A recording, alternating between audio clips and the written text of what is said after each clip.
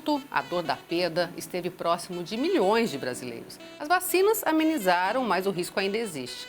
Como lidar com essa pandemia que mudou a vida de todos nós? Para bater um papo com a gente, convidamos a autora do livro A Vida Não É do Jeito que a Gente Quer e também especialista em luto, Karina Fukumitsu. Tudo bem, Karina? Tudo bem, minha querida. Muito prazer em estar com vocês. Prazer é todo meu.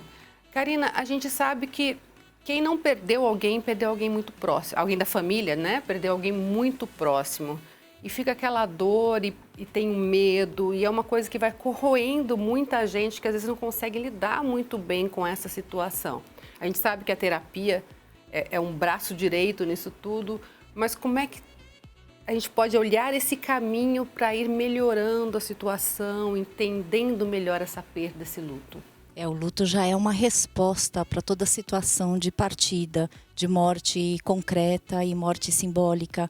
Mas a gente precisa pensar que durante esta crise, que eu chamo de crise, essa pandemia, né, é uma situação em que a gente precisou enfrentar o desconhecimento.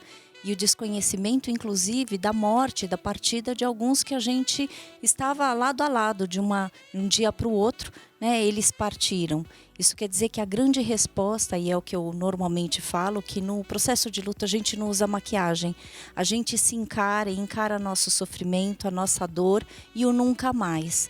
E esse nunca mais é essa resposta que a gente precisa tentar digerir o que se torna indigesto. E se para o adulto é difícil, para a criança às vezes é mais difícil até de explicar, né? Que orientação você daria para as famílias, de repente, para conversar com as crianças aí que tem, sei lá, 4, 5, 6 anos, que estão naquela fase que não entende tão bem e tentam absorver essa ideia? Na verdade, a gente precisa ir conforme as questões das crianças, as curiosidades das crianças.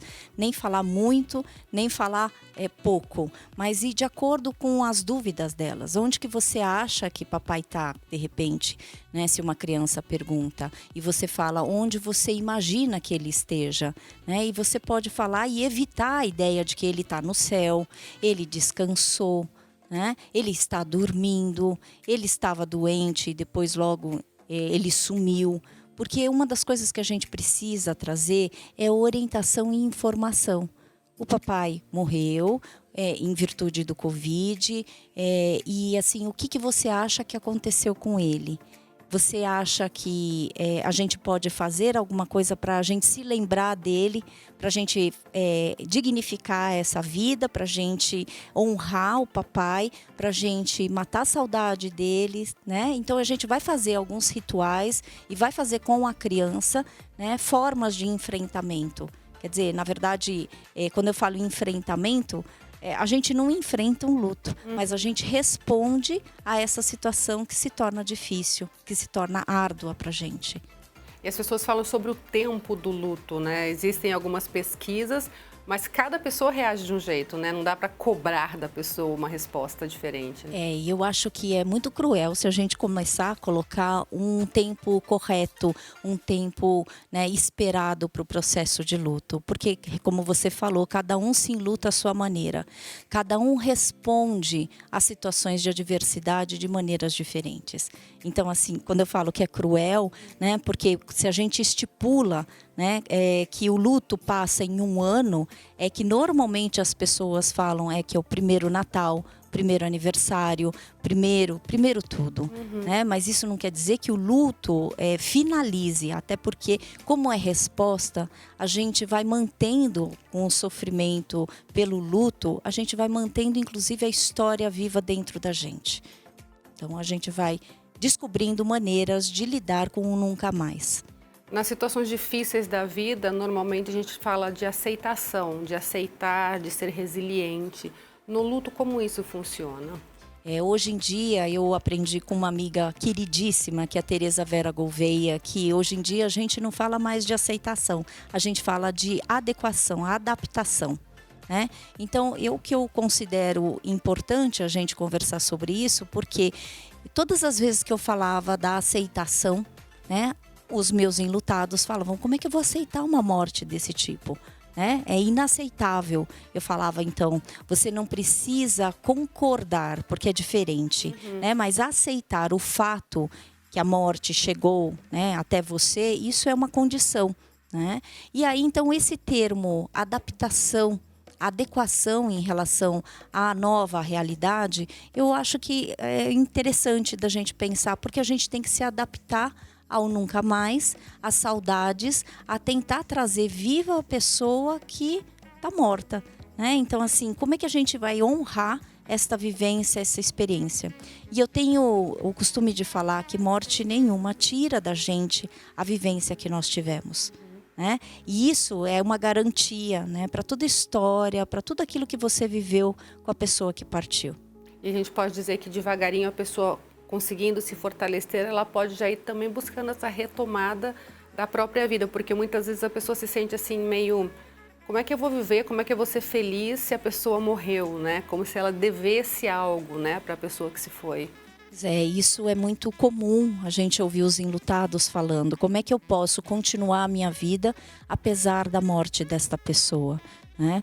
E aí a gente tem esta confusão, sim, porque é como se fosse o luto, é como se a gente estivesse no primeiro carrinho de uma montanha-russa que faz com que a gente duvide de tudo.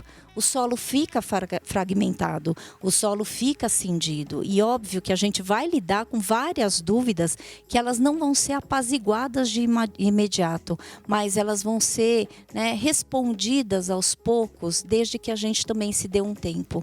A terapia do luto, ela tem este objetivo da gente, principalmente, confirmar os sentimentos dos enlutados. O que mais acontece é que os próprios enlutados, pela dor que fica, pelo sofrimento, eles querem acelerar o processo. E aí eles falam para mim, Karina, tira isso, até quando isso vai durar, né? E aí eu pergunto, até quanto que a gente pode dimensionar o teu amor pela pessoa que partiu? Aí a pessoa fala, eu não consigo dimensionar. Então eu falo, é uma ferida que se abriu e a gente vai aprendendo não a curar, porque o processo de luto não é doença. O processo de luto é uma resposta, inclusive que você vai encontrar maneiras de você lidar sem esta pessoa com a tua existência.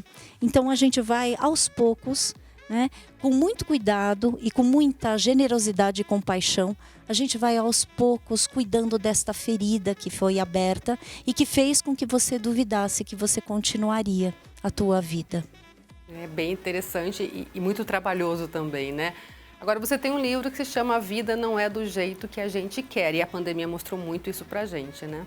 Totalmente, né? Esse livro, eu nunca ouvi tanto as pessoas falando, Karina, bem que você fala que a vida não é do jeito que a gente quer, né? E a gente teve, com a experiência da pandemia, né, um aviso prévio que ficaríamos, né, 40 dias. Depois isso se estendeu e se ampliou e cada vez mais eu ouvia o título do meu próprio livro, né? Porque eu escrevi quando eu tive uma inflamação cerebral, né? E quando eu tive o maior tsunami existencial, que era para preservar inclusive a minha imunidade.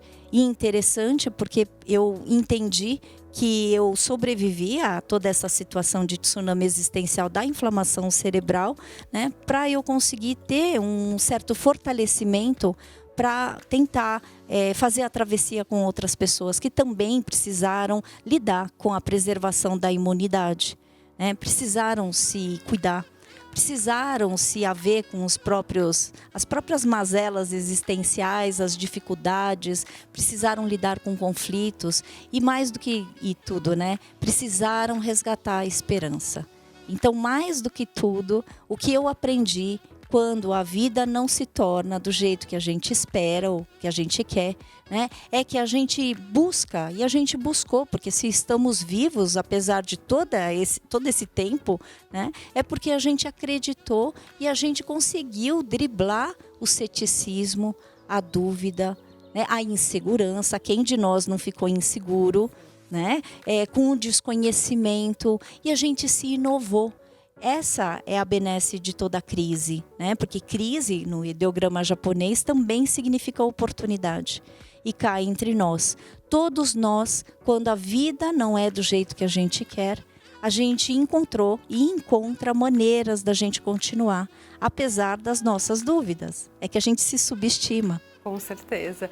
Quem quiser o livro, encontra nas livrarias. No meu site, na loja virtual, setemvidatemjeito.com.br. Certo. Muito obrigada, Karina. Gratidão, minha querida.